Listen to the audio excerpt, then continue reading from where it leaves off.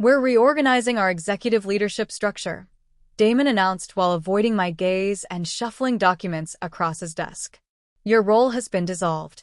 I remained seated opposite him, my hands clasped properly in my lap, the identical posture I'd held throughout countless meetings during my 3 decades at Cowridge Equity Partners. The substantial mahogany desk separating us had existed since before my tenure began. Damon had occupied the chair behind it for merely 6 weeks. I understand, I responded, maintaining vocal composure despite my racing heartbeat. Might I inquire about the schedule? My retirement is set for fewer than 8 weeks from now. His gaze finally met mine, displaying a rehearsed mixture of remorse and resolve that failed to touch his eyes. At 38, Damon Shore embodied precisely the type of chief executive the board believed they required.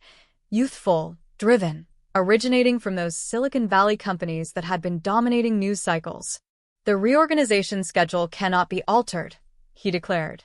We must execute these modifications immediately to achieve our quarterly targets. Human Resources will manage your departure package. He checked his timepiece. They're expecting you presently, I acknowledged with a nod, standing with the identical poise I'd preserved through financial collapses, aggressive acquisitions, and numerous corporate upheavals spanning 30 years. I appreciate the chance to contribute to Cowridge, I stated, offering my hand. I hope for your continued prosperity and that of the company. Damon appeared momentarily unsettled by my tranquility. He briefly grasped my hand while already reaching for his telephone. Security will accompany you to collect your belongings from your workspace.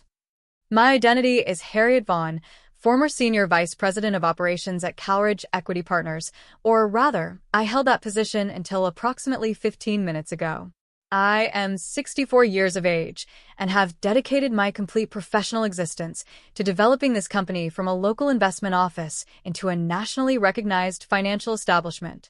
Walking toward my office with the security officer following uncomfortably behind, I reflected on the retirement celebration my team had been organizing, the congratulatory messages already arriving from clients and associates, the succession strategy I'd dedicated months to developing for a smooth transition, all rendered meaningless at this moment. Laura, my aide for 12 years, stood waiting beside my office entrance, her eyes reddened. I just learned, she murmured. This is scandalous, Harriet. I pressed her hand gently. It's simply business, Laura, nothing personal. However, as I started collecting my personal possessions under security's watchful supervision, I couldn't stop thinking about Thursday, tomorrow, and the regular golf outing I'd maintained for 15 years with Charles Denham, president of Marion Bay Holdings, our primary investor, along with Jeffrey Williams from Trevanta Corp. And Eleanor Blackwood from Zentran Global. I wondered whether Damon understood these games or the topics we covered during them. Most likely not. The security officer, Kevin, whom I'd personally employed 7 years earlier, appeared mortified as he escorted me to my vehicle carrying a small container of possessions. 3 decades at Cowridge, and my only tangible reminders were a box holding several photographs, a small plant, and a ceramic mug my grandson had decorated. I apologize about this situation, Mrs. Vaughn, he murmured quietly. This doesn't feel appropriate. Don't concern yourself, Kevin. You're simply fulfilling your duties. I offered him a smile while placing the container in my car's trunk. How is your daughter progressing at university? Still studying engineering. He seemed taken aback, that I recalled. Yes, ma'am. She achieved the dean's list previous semester. Excellent news. She'll achieve great things. I shut the trunk and cast one final glance at the Cowridge structure, 15 floors of brilliant glass and steel in downtown Lexington that hadn't existed when I initially joined the organization. In those days, we'd functioned from 3 crowded rooms above a drugstore.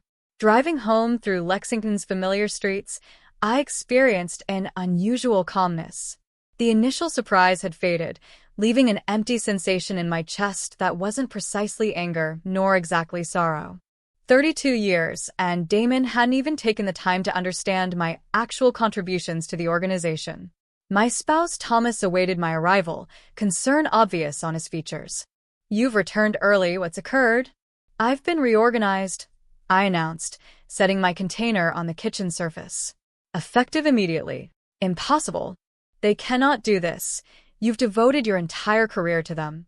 Your retirement is in 2 months. His face reddened with outrage as I described the events.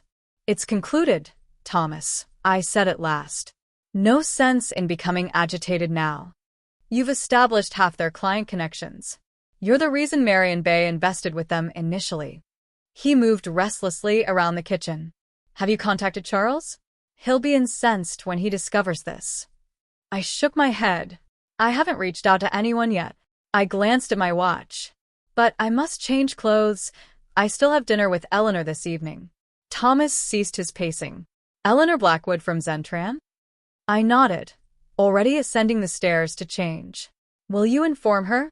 I paused on the stairway.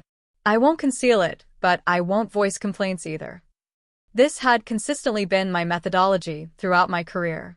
I didn't elevate my voice, didn't issue ultimatums. I simply performed my responsibilities with honor and allowed my performance to demonstrate my value.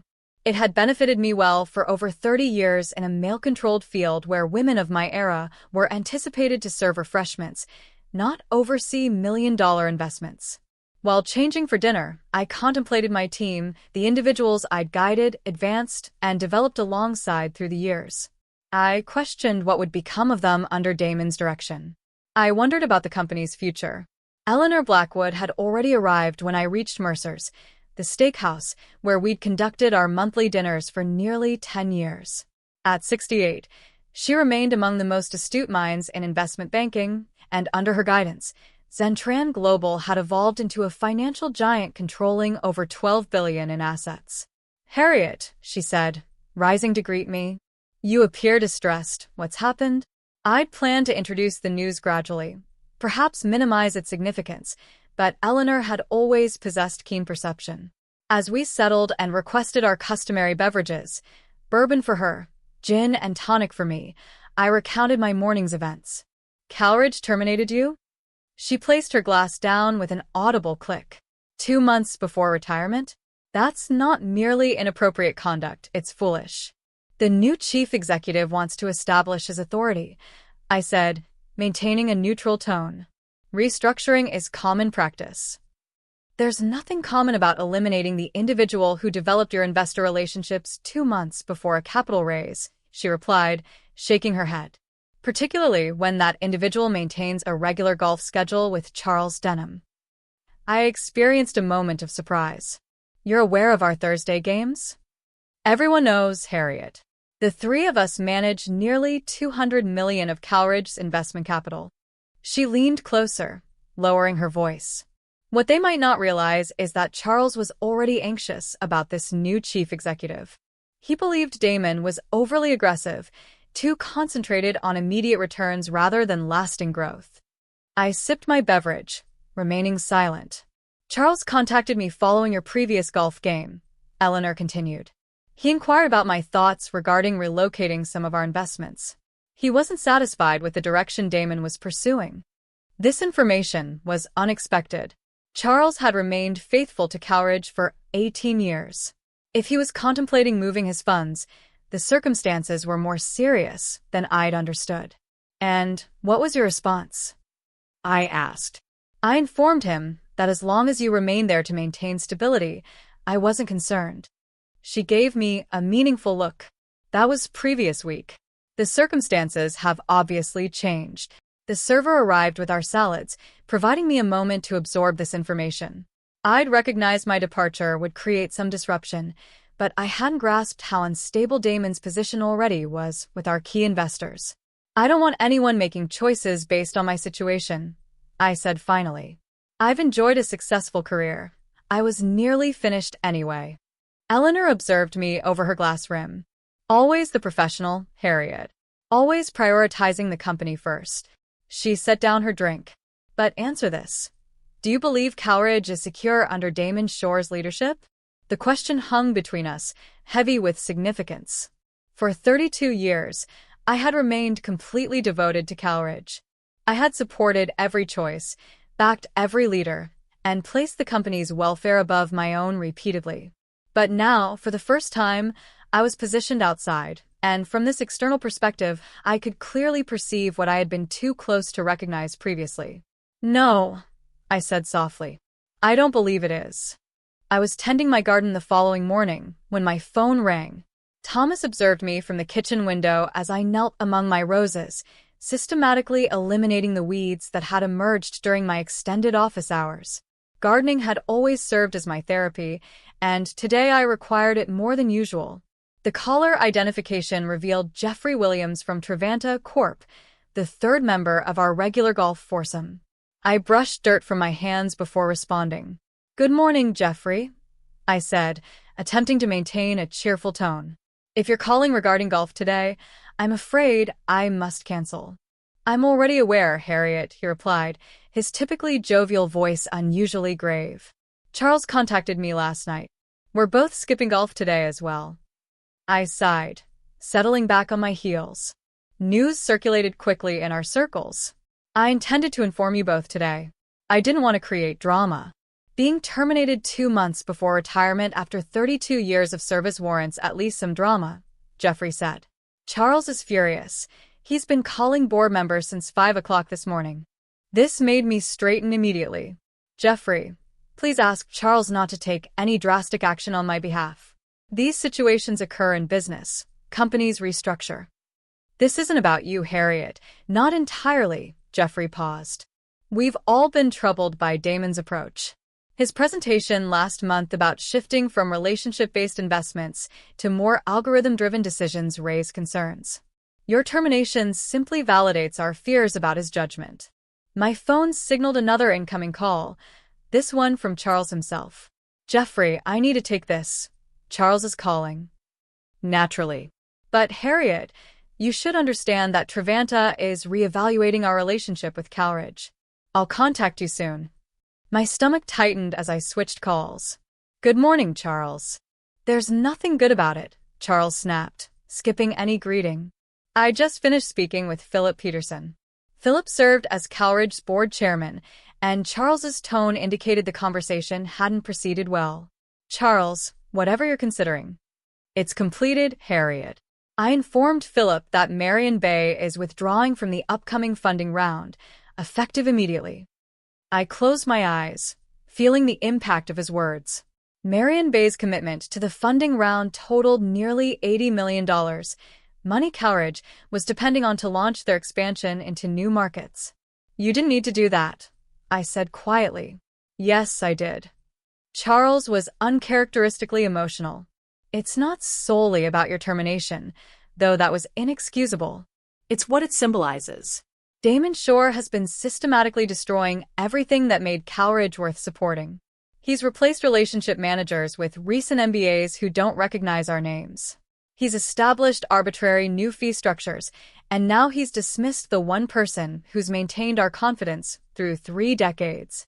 I hadn't recognized how rapidly things had deteriorated during the 6 weeks since Damon had assumed control. I'd been so concentrated on preparing for my retirement that I'd overlooked the broader changes occurring around me. "The board is in emergency session now," Charles continued. "Eleanor contacted me this morning. Zentrons withdrawing their $40 million as well. That represented $120 million vanishing in fewer than 24 hours. Add Trevanta's likely withdrawal, and the total approached $180 million. I never wanted this," I said, feeling slightly nauseated. "I know you didn't. That's why we trust you." Charles's voice softened. "The board wants to meet with you today if possible." "Meet with me? For what purpose?" "To repair this disaster, Harriet. To save their company." He paused. "You possess more influence right now than you recognize. The question is what you intend to do with it." I looked down at my garden, at the roses I'd so carefully cultivated over the years, pruning away the dead branches to allow the healthy ones to flourish. Sometimes cutting back was necessary for growth, but it had to be done with care and understanding. Damon Shore had taken a chainsaw to what required pruning shears. "I'll meet with them," I said finally, "but I make no promises about what follows." The Calridge boardroom felt different from the opposite side of the table. For decades, I'd sat alongside management, presenting reports, explaining strategies, and defending decisions. Now I was the outsider, facing a row of anxious faces. The 9 members of Cowridge's board of directors were present. Philip Peterson sat centrally, his normally composed expression strained. To his right was Victoria Coleman, who had hired me 32 years ago. To his left were several newer board members I knew primarily through quarterly meetings. Damon Shore was noticeably absent. "Thank you for coming on such short notice, Harriet," Philip began. "I want to begin by stating that what occurred yesterday was not a board-approved decision. We were informed after the fact." I nodded, keeping my expression neutral despite the small flare of vindication I experienced. "I appreciate that clarification, Philip. How may I assist you today?" Victoria leaned forward. "We're facing a crisis, Harriet. Charles Denham has withdrawn Marion Bay's entire investment from our upcoming funding round. Eleanor Blackwood has done the same with Zentran Global. Jeffrey Williams is meeting with Trevanta's board this afternoon, but we anticipate the same outcome." "I've heard," I said simply. "In total, we're looking at a shortfall of $180 million, Philip continued. "Without that funding, our expansion plans collapse. We'll need to eliminate departments, cancel projects. People will lose their jobs." "People already have," I pointed out quietly. An uncomfortable silence descended over the room. "We made an error," Victoria said finally. "We were so focused on introducing new blood, on modernizing, that we forgot what makes Cowridge function, the relationships that you and others have built over decades." Philip nodded. "Damon Shore has been placed on administrative leave pending review, effective immediately." This surprised me. Moving this quickly against a CEO they'd hired only 6 weeks ago was unprecedented. The situation was even more severe than I'd realized. "What exactly do you want from me?" I asked. Victoria and Philip exchanged glances. "We'd like you to contact Charles, Eleanor, and Jeffrey," Philip said, "to see if they would reconsider their positions if certain changes were made at Cowridge." "What changes?" "A reversal of Damon's restructuring, for one," Victoria said. "Reinstatement of the senior relationship managers he dismissed. A formal apology to you with full benefits through your originally planned retirement date, plus appropriate compensation for the distress caused." I considered this. It was a generous offer, more than generous, but something still felt incomplete. "And who would lead Cowridge while you search for a new CEO?" I asked. Another uncomfortable silence. "We were hoping," Philip said carefully, "that you might consider staying on. Not as CEO necessarily, but in an executive role that would reassure our investors during the transition." I sat back, genuinely surprised. I was transitioning out. I was prepared to retire. "We know," Victoria's voice was gentle, "and we would understand completely if you declined.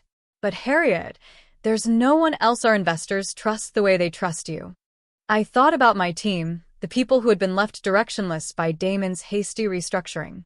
I thought about the projects that would collapse without the funding round. I thought about Laura, who had wept when security escorted me out. But I also thought about my garden, about the travel plans Thomas and I had made, about the 32 years I had already given to Cowridge. "I need time to think," I said finally. "And I need to speak with Charles, Eleanor, and Jeffrey first, not as your representative, but as someone who cares about them and their investments. I need to understand exactly what their concerns are beyond my situation." "Of course," Philip said quickly. "Take whatever time you need." As I stood to leave, Victoria followed me to the door. "For what it's worth, Harriet, I fought against your dismissal when I heard. We all did, but by then it was already done." I studied her face, lined now with age and worry, but still the same woman who had taken a chance on me all those years ago. "I believe you," I said, "but good intentions don't undo damage once it's done. You all approved hiring Damon. You gave him the authority to make these changes. The consequences of that decision don't disappear with an apology." As I walked out of the Cowridge building for the second time in 24 hours, I realized I felt something I hadn't felt in a long time. Free. Charles, Eleanor, and Jeffrey agreed to meet me at my home that evening. It felt strange to host them in my living room rather than on the golf course or in a restaurant, but there was something appropriate about the setting. This was personal now. "I don't care what they offered you," Charles said bluntly after I'd explained the board's proposal. "I'm not putting another cent into Cowridge with Damon Shore at the helm." "They've put him on administrative leave," I reminded him. "He's essentially fired." "Administrative leave can end," Eleanor pointed out. "Unless there's a permanent change in leadership, I can't justify recommending Zentran reinvest either." Jeffrey nodded in agreement. The board enabled his decisions. They might do the same with the next CEO they hire. I served coffee as we talked, feeling oddly like a mediator rather than a participant. "The board is asking me to stay on in an executive role during the transition," I said, "to help rebuild investor confidence." All three looked at me with surprise. "Would you consider it?" Jeffrey asked. I sighed. "I don't know. I was ready to retire. Thomas and I have plans." "Plans can be delayed," Charles said, then caught himself. "Though you certainly don't owe Cowridge anything after how they treated you." "It's not about what I owe Cowridge," I said slowly. "It's about the people who work there, the projects that will collapse without this funding, the clients who depend on our services."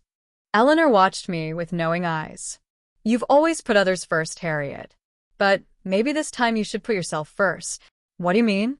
She set down her coffee cup deliberately. "If you were to consider staying, it should be on your terms. Not as a figurehead to reassure investors while they find another young hotshot to replace Damon, but in a real position of authority." Charles's eyes lit up. "Eleanor's right. If they want you back, they should make you CEO." "CEO?" I nearly choked on my coffee. "That's not what I—" "It's exactly what they need," Jeffrey cut in. "Someone who understands that investment isn't just about algorithms and quick profits.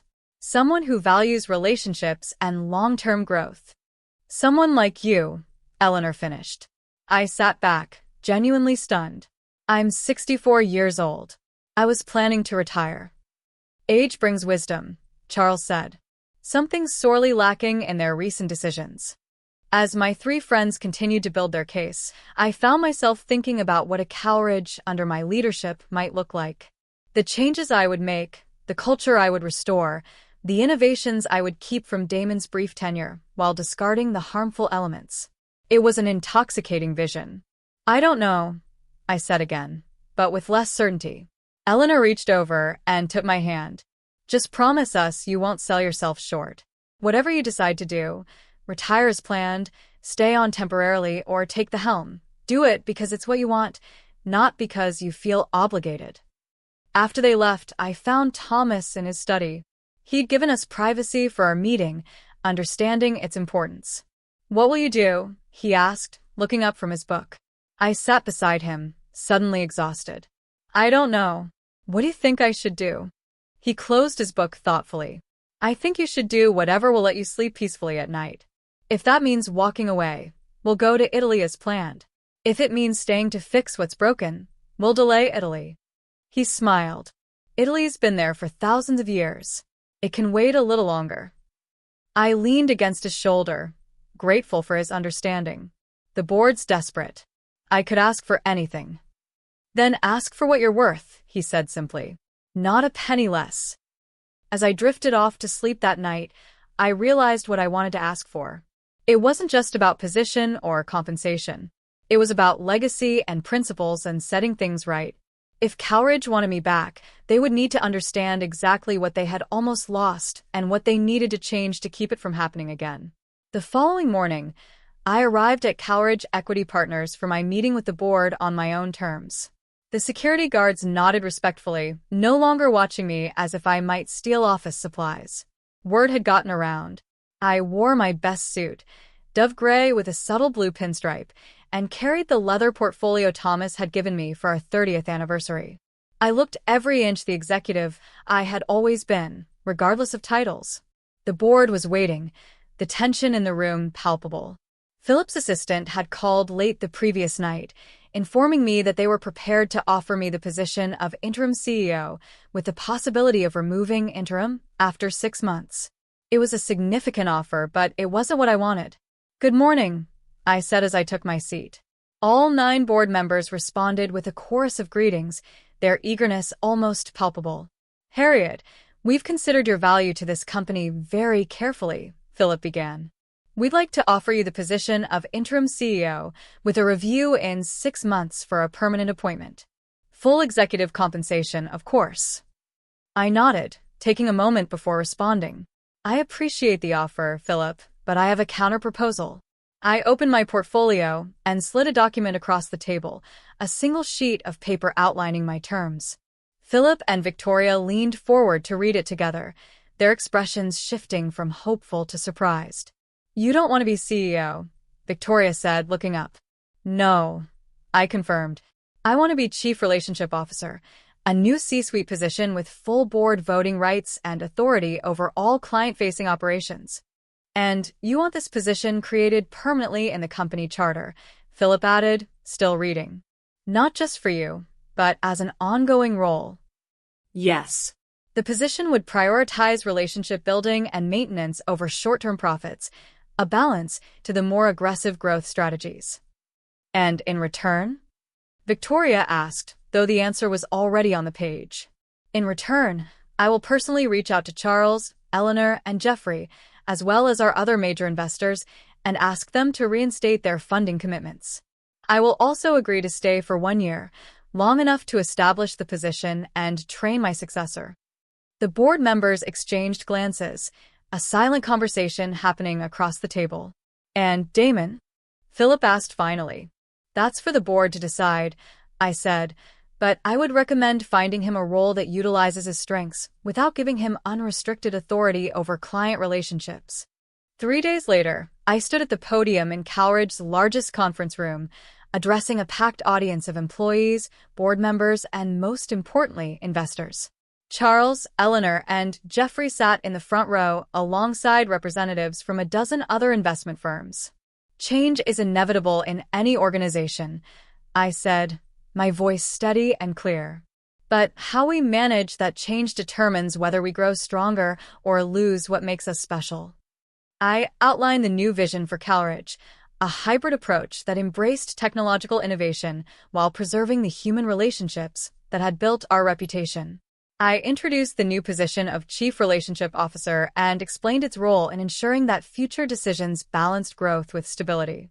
I'm pleased to announce that our funding round has been fully reinstated, I continued, to audible sighs of relief from the staff. In fact, it has been oversubscribed by an additional $20 million, a testament to our investors' renewed confidence. From the corner of my eye, I could see Damon Shore standing at the back of the room. As promised, the board had found a role that suited his talents, head of innovation strategy, reporting directly to the board rather than having autonomous authority. His expression was unreadable, but he nodded slightly when our eyes met. He was young, he would learn. When the announcement concluded, Charles approached me, hand extended. Beautifully played, Harriet. You've secured your legacy without sacrificing your principles. Or my retirement plans, I added with a smile. Just delayed by a year. Eleanor joined us, champagne flute in hand. To the new Chief Relationship Officer, she said, raising her glass. May your successor uphold your standards. They will, I assured her. I'll make certain of it. As I looked around the room at the relieved faces of my colleagues, I felt a deep satisfaction, not the vindictive pleasure of revenge, but the quieter, more enduring satisfaction of restoration, of setting things right. I hadn't raised my voice. I hadn't made threats. I had simply left with the same grace I had led with and let the people who truly knew my worth do the rest. What I hadn't expected was how much stronger I would return, having finally recognized that worth myself. 1 year later, I retired as planned, handing the role of Chief Relationship Officer to Laura, my former assistant of 12 years, who understood better than anyone the importance of human connection in a world increasingly driven by algorithms. Thomas and I finally took our trip to Italy, and I found I could enjoy the vineyards and museums completely free of worry.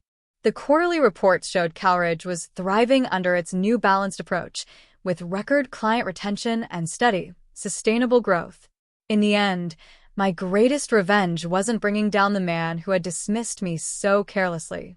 It was building something more lasting than he ever could have, something that would continue long after both of us had moved on.